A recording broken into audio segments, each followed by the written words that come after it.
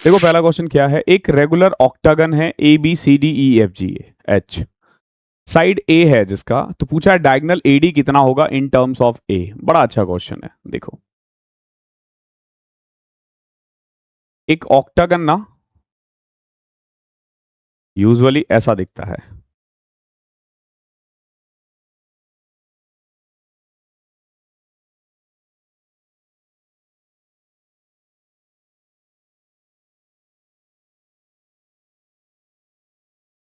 ठीक है। तो आप देखोगे ए बी सी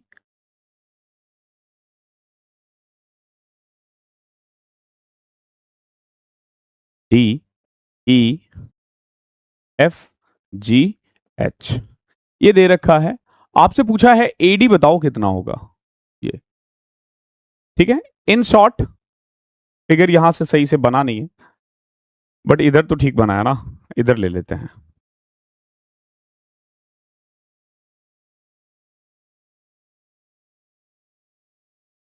ठीक है, देखो ये ए ले लेते हैं, ये बी, ये सी, ये डी, ये ई, ये एफ, ये जी, ये एच। ठीक है, हमें ना एडी निकालना है, हमें एडी निकालना है। हमें बस इतना पता है कि ये ए है, ये भी ए है, ये भी ए है, ओके, ये भी ए है। अब कैसे करोगे आप? ठीक है, अगर मैं सिर्फ ए बी सी डी का फिगर बनाऊं ना तो कुछ ऐसा दिखेगा।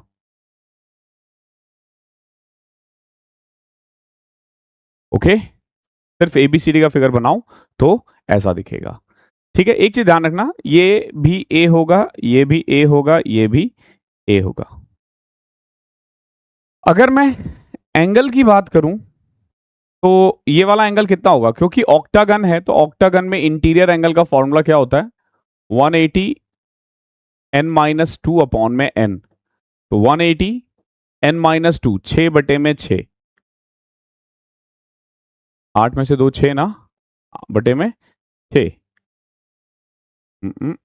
ये तो सम ऑफ ऑल एंगल हो गया ना, 180 और डिवाइडेड बाय n, n तो 8 है ना, 3 4 135 डिग्री होगा। ठीक है, ये कितना होगा, 135 डिग्री। ओके, अभी अगर मैं इसको एक्सटेंड करूं ना ऐसे, ठीक है, तो आप देखोगे ये 45 है, ये 45 है, ये 90 है, ये 90 है, ये 90 है। थोड़ा दिमाग लगाना, हल्का सा दिमाग लगाना। अगर ये 1 है, ये 1 है, तो ये √2 है। क्यों भाई? एक्सटीरियर एंगल इसका 45 होता है, 360/8 करोगे ना 45 आ जाएगा। अब आप ये देखो कि अगर मान लो मैंने इसको k माना होता, ये k माना होता, तो ये √2k होता ना। अगर ये k माना होता, ये √2k होता, ये k होता, और √2k एक्चुअली में a के बराबर है। √2k जो है ना वो a के बराबर है। इन शॉर्ट k जो है ना वो a/√2 है। तो ये वाला पोर्शन a/√2 है, ये भी a/√2 है। अगेन अगर ये 90 है, ठीक है, तो ये वाला और ये वाला 45 ही होगा, क्योंकि ये दोनों तो बराबर है। ठीक है, अब ये देखो, ये है a/√2, ये है a, यानी अगर मैं पूरे को देख लूं ना तो a + a/√2। तो आपको नहीं लगता कि ये जो AD है, AD ये इसका √2 टाइम्स होगा, यानी √2a प्लस में a/√2 का √2 टाइम्स a, यानी a√2 + 1। ये रहा इसका आंसर। लाजवाब सवाल है, बहुत बढ़िया सवाल है। हमने ना राइट एंगल ट्राइंगल की प्रॉपर्टीज लगाते हुए ना ये पूरा क्वेश्चन कर दिया।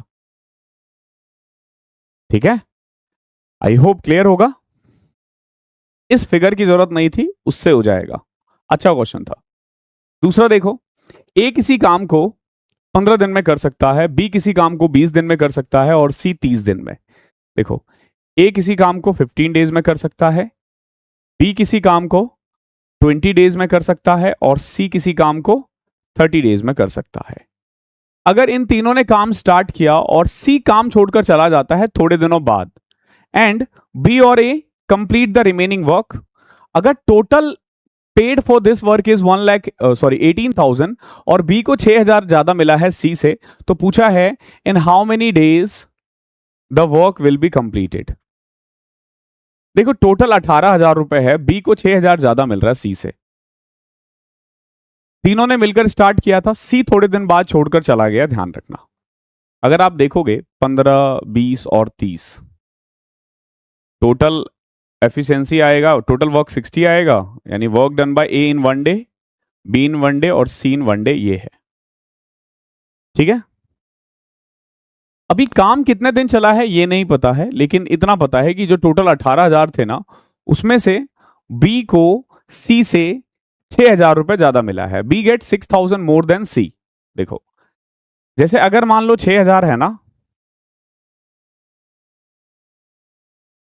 इसमें से ना ए और बी का रेशियो मुझे पता है, सी का नहीं पता। क्यों नहीं पता सी का? क्योंकि सी ने पूरे दिन काम नहीं किया था ना। फॉर एग्जाम्पल अगर मान लो, नहीं 6,000 नहीं है, 18,000 है, टोटल पैसा 18,000 मिला है ना, ए और बी का रेशियो यही होना चाहिए 4:3। क्यों भाई? क्योंकि ए और बी ने एंड तक काम किया है, तो ए और बी को इसी रेशियो में पैसा मिलेगा। तो बेसिकली अगर मान लो मैंने ए को 4p दिया है ना, तो बी को मुझे 3p देना पड़ेगा और सी को ना 3p माइनस 6,000 देना पड़ेगा। क्लियर है? ये मैं नहीं कह रहा हूं, ये क्वेश्चन कह रहा है कि बी को 6,000 ज्यादा मिला है सी से। और इन तीनों का सम कितना है? 4 3 7 3 10, 10p minus 6,000 is equal to 18,000। तो यहां से आप देखोगे p की वैल्यू आ जाएगी 2400। ठीक है, p को मिला है 2400। अब देखो 2400 है, 24 गुना में 4, 9600। ए को मिला है 9600, बी को मिला है 7200 और सी को मिला है 72 में से 6 1200 रुपए। ओके, यानी इन लोगों ने इस रेशियो में काम किया है। अगर आप काम का रेशियो देखोगे तो कायदे से ए ने 8 काम किया है, बी ने 6 काम किया है और सी ने 1 काम किया है। हालांकि बी और सी की जरूरत नहीं थी, ए जैसे 9600 निकल गया ना, तो 9600 आउट ऑफ 18,000, यानी 15 में से 8 काम ए ने किया है, तो 60 में से कितना काम किया होगा? 32 ना, यानी ए ने 32 किया है, बी ने 24 किया है और सी ने एक्चुअली में 4 काम किया है। ए को 32 काम करने में कितना टाइम लगेगा? 4 की रफ्तार से 8 दिन। ए ने 8 दिन किया है, बी ने 6 दिन किया है।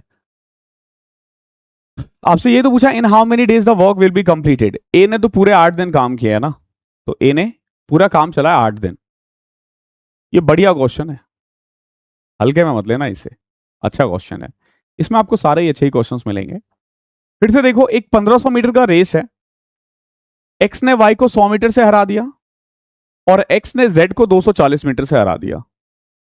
वाई जेड को कितने मीटर से हराएगा? देखो जब रेस की बात करते हैं ना, तो एक्स भागता है 1500, वाई 100 मीटर से हारता है, यानी वाई भागता है 1400 और जेड 240 मीटर से हारता है, यानी वो भागता है 1260 metre.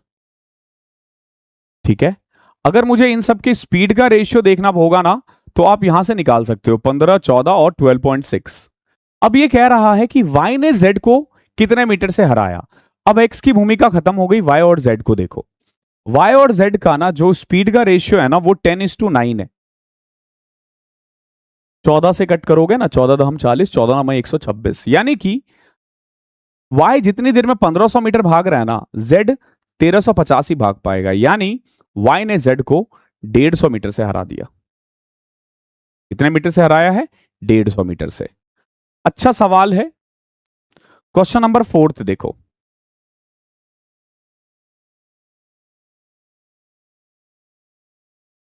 Cos theta sine square theta के बराबर है ए साइन की पावर 12, बी साइन की पावर 6 प्लस सी साइन की power 10 plus 8 plus D sine की पावर 8 थीटा 1 है। पूछा सी अपॉन में D plus A minus B किसके बराबर होगा? ठीक है, ये अच्छा क्वेश्चन है। ये 1 के बराबर है, तो C by D A minus B कितना होगा? देखो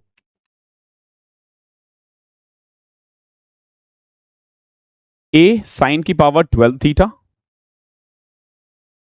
बी साइन की पावर 6 थीटा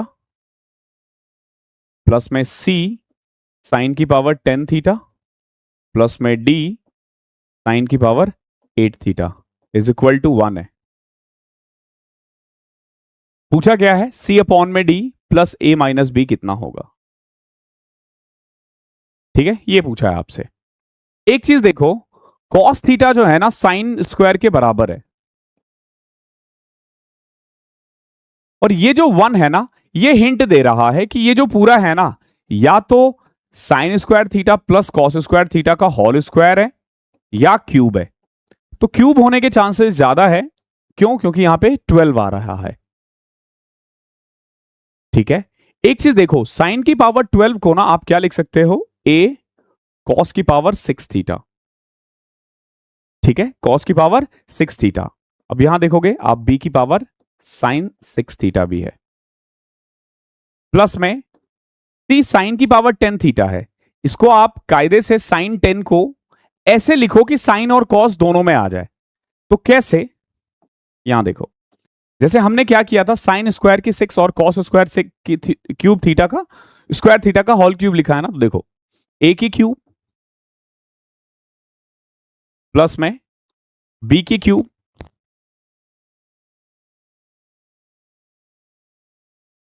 ठीक है, प्लस में देखोगे 3a² कॉस थीटा। ठीक है, तो यानी एक जगह ये होना चाहिए 3 साइन की पावर 4 कॉस स्क्वायर।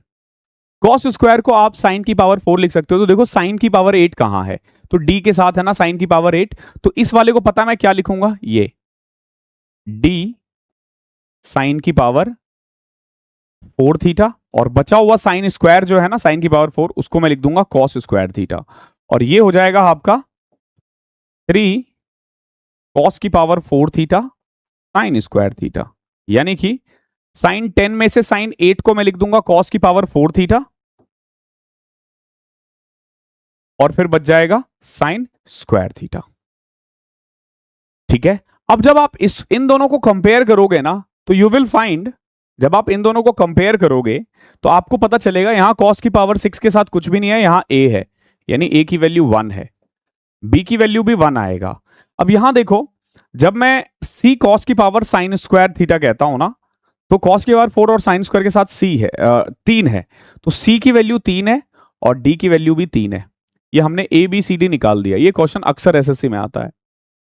पूछा गया आपसे सी अपॉन में डी यानी 1 प्लस ए माइनस बी, ये रहा आंसर 1। लाजवाब सवाल है। पांचवा देखो, number of literate to illiterate are in the ratio 8:6। पढ़े लिखे और अनपढ़ का जो रेशियो है ना वो 8:6 है। 80% of the male are literate and 60% of female are illiterate. If the number of illiterate female are 240, find the difference between the number of literate male and illiterate female. देखो,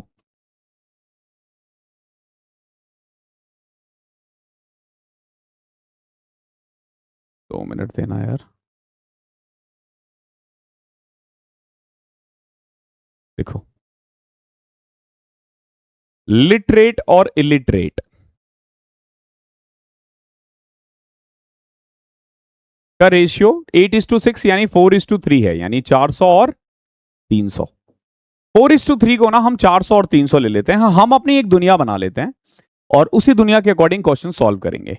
आगे देखो क्या कह रहा है, 80% ऑफ मेल आर लिटरेट।